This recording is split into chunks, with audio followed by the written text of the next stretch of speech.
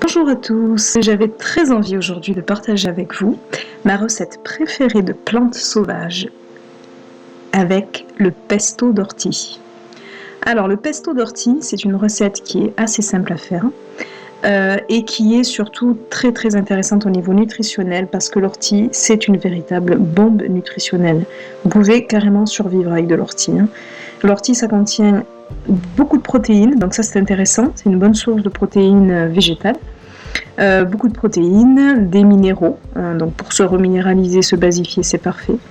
De la vitamine C, à condition qu'on ne la fasse pas cuire.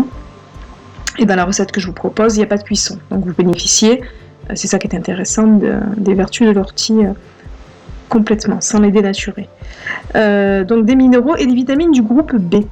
Donc les vitamines du groupe B qui sont indispensables au bon fonctionnement du corps et notamment au système nerveux. Voilà. Donc vous allez découvrir la recette. Donc pour les ingrédients, vous aurez besoin de graines.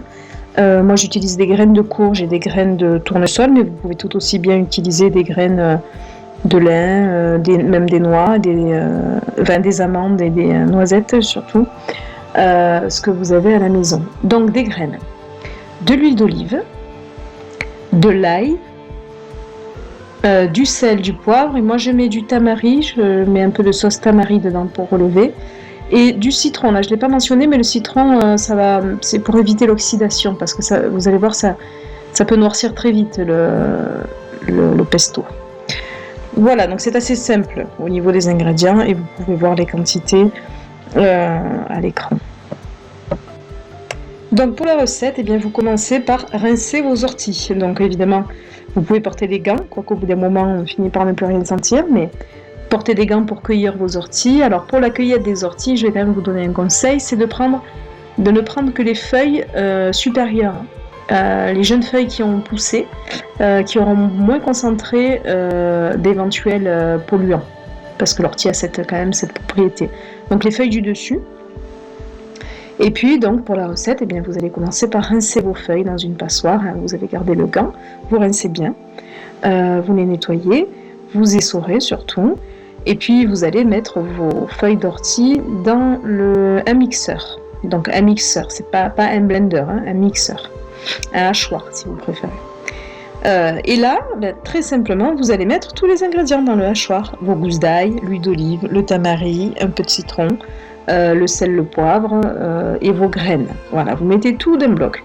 Et puis vous allez mixer tout ça jusqu'à obtenir une consistance, vous voyez, du style pesto. Et puis voilà, c'est fini. Ensuite, moi je vous conseille de conserver ce pesto dans des bocaux et de recouvrir d'une couche d'huile d'olive pour justement éviter l'oxydation. Et puis ce pesto, eh bien vous allez voir, déjà c'est délicieux, c'est très fin comme goût, et vous pouvez vous en faire une cure de revitalisation. Par exemple, vous mangez un peu de pesto tous les jours, et vous allez voir à quel point ça fait du bien, et ça renforce l'organisme. Donc plusieurs manières de le consommer. Là je vous ai mis une image d'un pesto d'ortie que j'avais fait, accompagné de galettes, des petites galettes que j'avais fait avec de la farine de pois chiche. Donc de la farine de pois chiche, des œufs et de l'huile de coco, je crois que j'avais fait ça comme ça, vite fait à la main, et cuit au four. Bon, bien sûr, vous pouvez étaler ça sur des petites galettes au sarrasin, du pain petit épeautre, voilà, ce que vous voulez. Et puis une autre manière aussi de le consommer que je fais parfois pour les enfants, c'est sur des pâtes au petit épeautre.